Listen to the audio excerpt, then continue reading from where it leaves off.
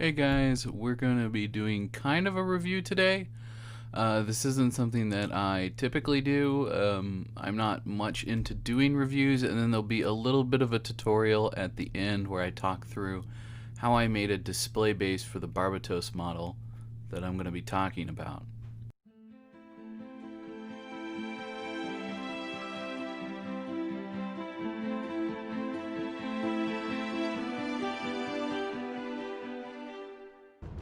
So this is going to be a bit of a ramble, so if this isn't your thing, feel free to skip toward the end where I start talking more directly about how I did my base for this, my decorative base. Now first and foremost, I want to talk about the fact that it has been a very long time since I have done a master grade anything. Normally when I've done master grades in the past, they've always been for other people, and this is actually one of the first Gundam kits that I have painted, besides a kit that I'm going to be giving away through my TikTok channel.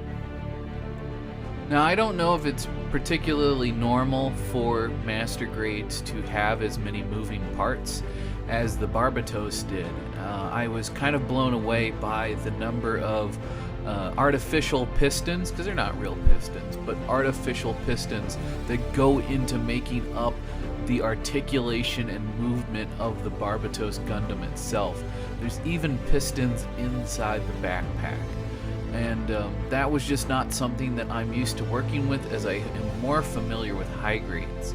And although high grades tend to not have as much moving detail because of their size limitations, it was definitely a bit of a shock to the system when it came to figuring out just how much there was to this kit. Now throughout the process of putting this kit together, there was a lot of indication that the model is meant to be able to be pulled back apart, meaning to have all of the armor panels removed so that you can see the frame itself, as it does have its own skeleton underneath all of the armored bits. Unfortunately, there are a few bits that even without modification, meaning I didn't clean anything up, they didn't really quite fit together right, which kind of required me to glue them in place or they would keep falling off. So it's something to keep in mind that there are ways around doing that, but for now the best solution I had, as I know the person this is for, is probably just going to be using this as a display model, so gluing them in place was not a big deal. I want to take a minute to talk about the runners, which I typically call sprues when I'm working with other model company brands. The runners were really nice. The placement in which the runners connect to the actual part was usually hidden inside or behind things, which made cleanup a breeze super easy. And if you're not super competent in building model kits and getting them perfectly smooth and perfectly clean, even though it would take a bit of time to figure out how to do all of this and get it put together, the Barbatos model, in my personal opinion, is a really great intro kit for the Master Grade series if you haven't done a Master Grade before, or, like myself, if you haven't done a Master Grade kit in a long time. Now Barbatos, at least for this one, comes with 3 weapons. He comes with a mace, he comes with a sword, and he comes with some kind of sniper rifle cannon thing. Unfortunately, I haven't seen the show, but I did have a lot of fun putting these together and painting them up, and they all do seem to have some kind of action feature. I know with the mace you can actually pull the side bits apart and it kind of becomes dual swords that he can hold onto. With the gun, it folds in half for easy stowage on his back and easily folds back, which that mechanic, or mechanism I should say, is really nice to see. I've seen some transforming features on other Gundams that don't work as smooth as that did, and that worked smooth right out of the get-go with no cleanup. So it was really nice to know that they had thought about that when they designed it to fit on the runners. As for the sword, there was some weird cleanup because unfortunately there really wasn't any way to get around it, and the way that the runner connects to the sword, it does connect via the blade. So trying to clean that blade up was a little bit difficult, but I managed just fine, and you can't really tell where the connection points were, and I think that's the most important thing. One of the trickiest points of putting this whole thing together was actually his head, that V in the head. Oftentimes with the V's on the various Gundam models, I find myself having to glue them into place, and unfortunately with this model it was no exception and it had to be glued down. My understanding is there are some third-party kits that make lighting kits for the head, although I didn't look up any prior to making this video, as the customer was not interested in anything third-party. The clear plastic that goes in to make his eyes illuminates beautifully with a black light, which tells me that it would work really great with an LED. All in all, as one of my first master grade kits from, well, in a long time, I give this a solid 10 out of 10. This was a really wonderful experience. It did take a bit longer to put together and get painted up than what I expected, but it went together quite lovely. There's a lot of moving parts for great posability.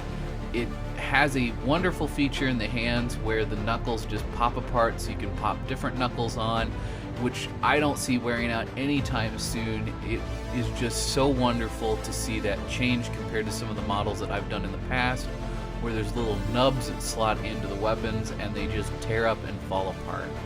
So again, a 10 out of 10 on the assembly, and I hope you guys at least agree with that.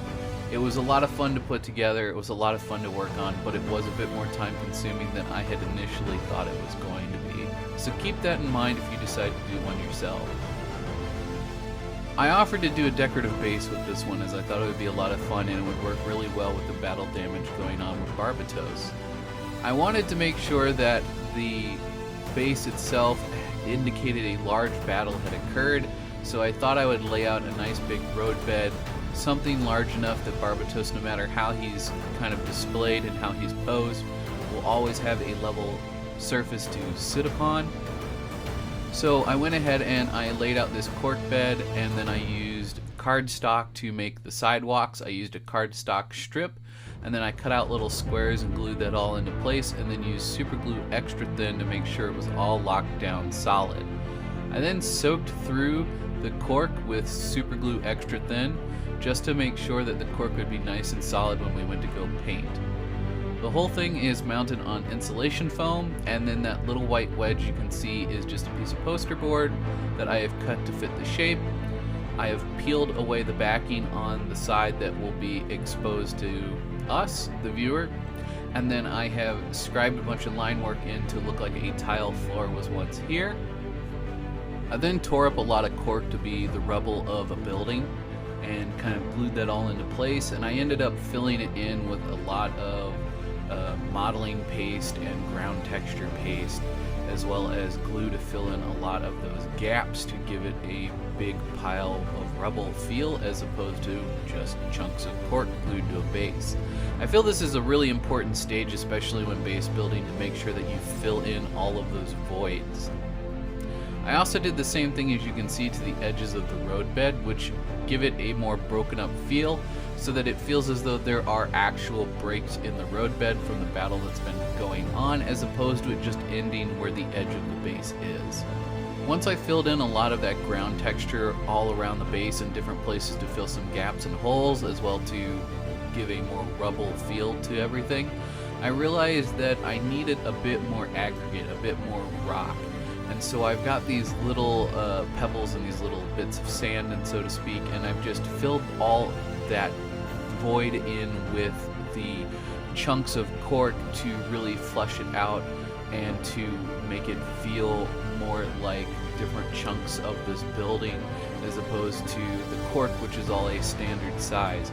I realized that by just having the cork and it all being a standard size and a standard thickness, it didn't feel real, it didn't look right. So by adding these little bits of plaster and little bits of rock to this rubble pile, once it's all painted up, it gives a really beautiful, realistic rubble texture. So here you can just see me laying in a lot of the base tones, lots of blacks and grays, and just kind of getting all that filled in, getting ready for the dirt wash and mud textures, which are going to be added through paints like Agrax Earthshade. Now, I'm not using any expensive hobby paints for this. As you can see, I'm basically using Apple Barrel, which is one of the cheapest acrylic brands you can get. But once you put down 3 or 4 coats of Tester's clear coat it does a absolutely beautiful job of helping to lock all this in and make sure it doesn't break up.